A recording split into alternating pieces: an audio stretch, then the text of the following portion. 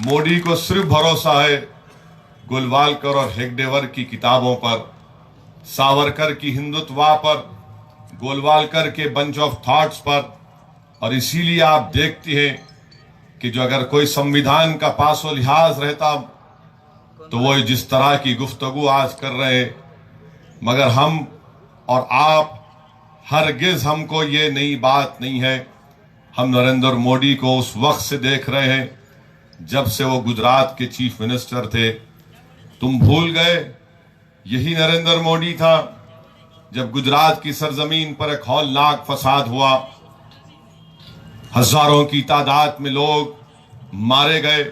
بحیثیت chief minister اس نے اپنی آنکھ بند کر لی اور اپنے جو دستوری فرائض تھے کہ ہر انسان کی جان اور مال کی حفاظت کرنا، موڈی اس میں ناکام ہوا۔ جب ریلیف کیمپوں میں لٹے ہوئے پسے ہوئے لوگ، بیوائیں، یتیم بچے جمع تھے، جب میڈیا کے لوگوں نے موڈی سے پوچھا کہ تم اور ریلیف کیمپ کیوں نہیں کھولتے آپ، تو کہا میں اس لیے کھولوں تاکہ 2 کے 6 اور 6 کے 10 پیدا ہو جائیں۔ میرے بھائی، یہ وہ شخص ہے جس کو ہم نے گجرات کے ان فسادات میں قریب سے دیکھا، مگر 2014 میں ہندوستان کی عوام کی آنکھوں پر پردہ پڑ چکا تھا۔ وہ اس کے جملوں سے متاثر ہو گئے، وہ اس کے دل فریب وعدوں سے متاثر ہو گئے، مگر آج بی جے پی اور نریندر موڈی کے پاس یا پھر ان کی تائیدی جماعت شیو سینا کے پاس دکھانے کو کچھ نہیں ہے۔ اسی لیے بار بار اب آپ دیکھیں گے کہ موڈی نوکری کی بات نہیں کرتا، موڈی نوٹ بندی کی بات نہیں کرتا۔ یاد کرو نوٹ بندی جب ہوئی تھی، میں نے پکار کر کہا تھا کہ اس کا نقصان صرف ہندوستان کے غریبوں کو ہوگا، کسانوں کو ہوگا، مظلوموں کو ہوگا، دلت اور اقلیتوں کو ہوگا۔ تو موڈی کے چاہنے والے میڈیا کے لوگوں نے ہمیشہ کی طرح مجھ پر الزام لگایا کہ اویسی نے ہمیشہ ایک اور بھڑکاؤ بھاشن دے کر ایک نیک کام کو وہ اس کو ہندو مسلم یا فرقہ پرستی کا رنگ دے رہا ہے، مگر آج دنیا کو معلوم ہو گیا کہ کل اخبارات نے رپورٹ کیا، آج بھی اخبارات میں ہے کہ نوٹ بندی جب کی گئی 500 اور 1000 کی نوٹ غائب ہوئی، تو میرے بھائی ہمارے ملک میں 50 لاکھ لوگوں کی نوکریاں چلے گئیں۔ یہ وعدہ کیا تھا 2 کروڑ نوکریاں دوں گا ہر سال، صرف 500 اور 1000 کی نوٹ غائب کیا تو 50 لاکھ لوگ اپنے روزگار سے محروم ہو گئے۔ اب آپ سوچئے ہزاروں کی تعداد میں گھر اور بار برباد ہو گئے، مگر ہندوستان کے وزیر اعظم موڈی اس کی بات ہرگز نہیں کریں گے۔ اسی لیے میرے عزیز دوستوں اور بزرگوں، آپ کو ایک تاریخی فیصلہ لینا ہے۔ یقیناً یہ 5 سال بی جے پی کے این ڈی اے کے ہمارے لیے تکلیف دے رہے۔ یقیناً اس 5 سال میں جو واقعات ہوئے، ان واقعات کے ذریعے ہندوستان کے اقلیتوں کو ایک پیغام دیا گیا کہ تم اس ملک کے باعزت شہری نہیں ہو، تم اول درجے کے شہری نہیں ہو، نہ تم کرایہ دار ہو، بلکہ تم اگر اس ملک میں رہ رہے تو ہمارے رحم و کرم پر رہ رہے ہو۔ اور میں تمہارے درمیان میں کھڑے ہو کر آپ سے عرض کر رہا ہوں، اگر آر ایس ایس ہم سے یہ کہتی ہے کہ ہم اس ملک میں آر ایس ایس کی سوچ اور اس کی آئیڈیالوجی کے اوپر رحم و کرم پر رہ رہے تو نہیں۔ اگر بی جے پی شیو سینا کہتی ہے کہ ملک سیکولر ہے اس لیے کہ ہم سیکولر ہیں، نہیں، یاد رکھو ہم ملک میں اگر رہ رہے ہیں تو اول درجے کے شہری ہیں۔ ہم اس ملک میں اگر ہیں، یہ ملک اگر سیکولر ہے تو سیاسی پارٹیوں کی وجہ سے نہیں، یہ ملک سیکولر ہے اور رہے گا انشاءاللہ تعالی، اس لیے کہ جو سمویدھان بابا صاحب امبیڈکر نے بنایا، وہ سمویدھان کہتا ہے کہ ملک سیکولر رہے گا۔ ہم کسی کے رحم و کرم پر، کسی کے بھیک کے محتاج نہیں ہے۔ میرے عزیز دوستوں اور بزرگوں، میں آپ کے پاس اس لیے آیا ہوں کہ نہ صرف آپ سے اپیل کروں کہ امتیاز جلیل کو آپ کامیاب کریے، بلکہ آپ کے دلوں میں یا آپ کے دماغ کے کسی کونے میں کسی بھی قسم کا اگر خوف ہے تو اس خوف کو دور کرو میرے بھائی، اس خوف کو اپنے قریب آنے مت دو۔ آج ہم کو ڈرانے کے لیے اخلاق کی جان لے لی گئی، ہمارے نوجوانوں کو ڈرانے کے لیے حافظ جنید 17 سال کے لڑکے کی جان لے لی گئی، اور ہمارے بزرگوں کو ڈرانے کے لیے پیلو خان کو مار دیا گیا۔ مگر اگر اللہ پیلو خان اور نوجوان حافظ جنید اور اخلاق کی روحوں کو آواز دے گا، زبان دے گا، اور اللہ اگر ہم کو ان کی آواز کو سمجھنے کی صلاحیت عطا کرتا تو یقیناً ان کی روحیں ہندوستان سے پکار پکار کر کہہ رہی ہیں کہ کہاں ہیں وہ لوگ جسے ہندوستان پر ناز تھا، کہاں ہیں وہ لوگ جو اس ہندوستان کے کمپوزٹ کلچر کی باتیں کرتے تھے۔ اگر آج تم کو ہندوستان پر ناز ہے، فخر ہے، تو آگے بڑھ کر ایسی فاشسٹ اور ایسی ظالم حکومت کا جمہوریت کو استعمال کرو، اپنی ووٹ کی طاقت پر اس حکومت کا خاتمہ کرو۔ میں تم سے اپیل کرنے آیا ہوں کہ اپنے ووٹ کا استعمال کرو۔ یاد رکھو یہ ملک ایک ایسے چورستے پر ہے، ایسے دہانے پر ہے کہ اگر آج ہندوستان کی عوام بی جے پی کو نہیں روکے گی تو یاد رکھو ہندوستان کا وہ جو کلچر ہے جو ہزاروں کی تعداد میں ہے، یہ آر ایس ایس کے لوگ اصل بی جے پی نہیں ہے، اصل آر ایس ایس ہے، جو ان کے آقا ہے، جو ان کے آقا کہتی ہیں یہ بی جے پی کٹ پتلی کی طرح اور شیو سینا کٹ پتلی کی طرح کام کرتی ہے۔ میرے بھائی، آج ہم کو ایک تاریخی موقع ملا ہے مہاراشٹرا میں کہ ہم مظلوم عوام ہیں، ہم کمزور ہیں، ہم سے ناانصافیاں ہوئی ہیں۔ اسی لیے مجلس اتحاد المسلمین نے پرکاش امبیڈکر صاحب سے اتحاد کیا، ہم نے پرکاش امبیڈکر صاحب کو اپنا لیڈر مانا اور ہم ان کے ساتھ کام کر رہے ہیں۔ آج ونچت بہوجن اگاڑی کے تحت نہ صرف اقلیتی ہیں، نہ صرف دلیتے ہیں، بلکہ او بی سی سماج کے تمام لوگ ہیں۔ یقین مانیے انسانیت کا، انسانی تاریخ کا اگر آپ مطالعہ کریں گے تو انسان کی تاریخ اگر آپ ہسٹری پڑھیں گے تو یہ لکھتا ہے مورخ کہ جب کمزور عوام ایک جگہ جمع ہو گئے تو اس ملک میں انقلاب برپا ہوا۔ فرانس میں انقلاب آیا تو اسی وجہ سے آیا، اگر جرمنی ایک ہوا تو اسی وجہ سے ہوا، اگر سوویت یونین کے ٹکڑے ہو گئے اسی لیے ہوا، اور آج اگر ہندوستان کو مضبوط کرنا ہے، ہندوستان کو جوڑنا ہے تو پرکاش امبیڈکر کو کامیاب کرنا بہت ضروری ہے میرے بھائی۔ اگر آپ پرکاش امبیڈکر کو کامیاب کریں گے تو ہندوستان کا وہ خواب جو ہمارے بزرگوں نے دیکھا تھا کہ کمپوزٹ کلچر، گنگا جمنی تہذیب، یہ سب چیزوں پر ہم اس کو کنٹرول کر پائیں گے۔ اورنگ آباد کی پارلیمنٹ کی سیٹ انشاءاللہ تعالی یقیناً ونچت بہوجن اگاڑی کے اور مجلس کے امیدوار امتیاز جلیل کی کامیابی یقینی ہے۔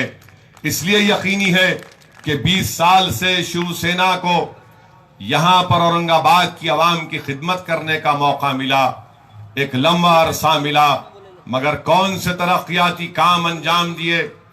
ایسا رکن پارلیمان جس کو اٹل بہاری واجپئی بھی پرائم منسٹر تھے، اس کی سرکار یہاں مہاراشٹر میں بھی تھی، مگر اس کے باوجود بھی کوئی وکاس کا کام ہم نہیں دیکھتے۔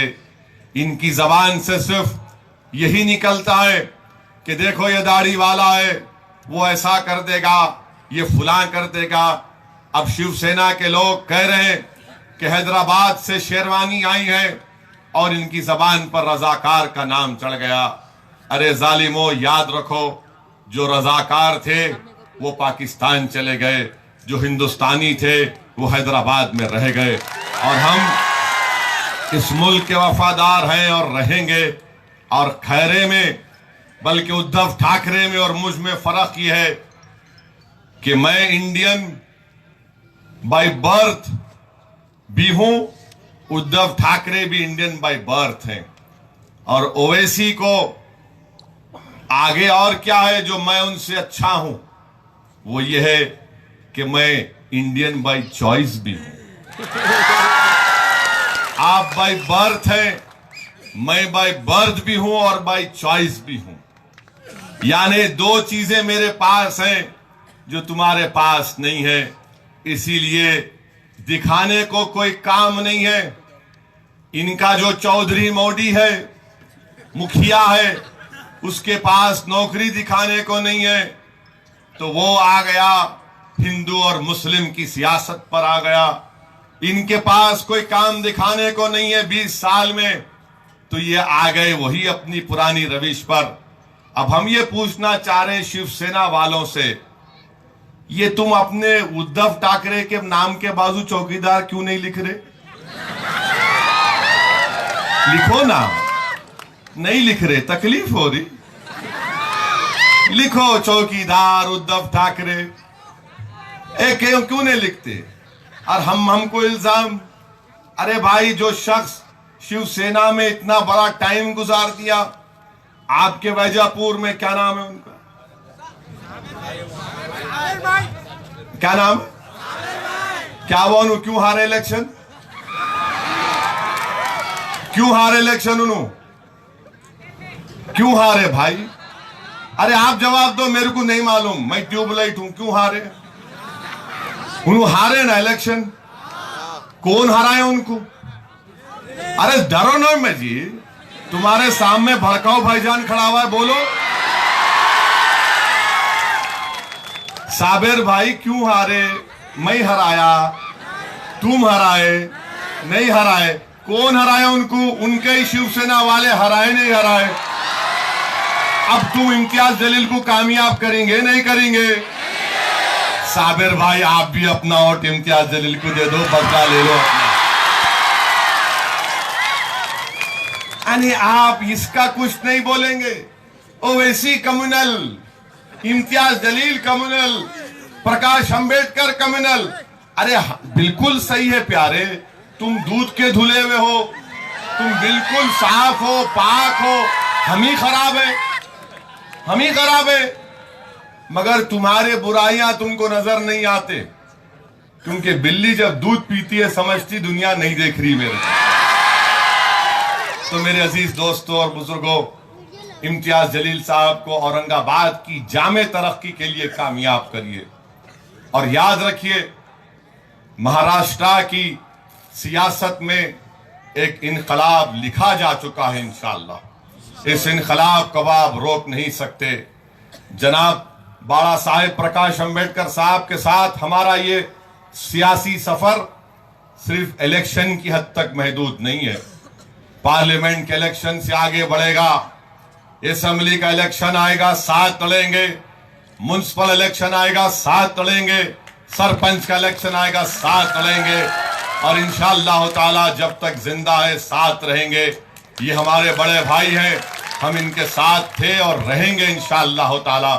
मैं हमारे तमाम कमजोर तबकात के लोगों से कह रहा हूं कि मैं अगर असदुद्दीन ओवैसी, इम्तियाज जलील, बाड़ा साहब का इसलिए साथ नहीं दे रहे कि सिर्फ इलेक्शन जीतना है, हमको महाराष्ट्र के गरीबों का दिल जीतना है, हमको महाराष्ट्र के गरीब आवाम को इंसाफ दिलाना है।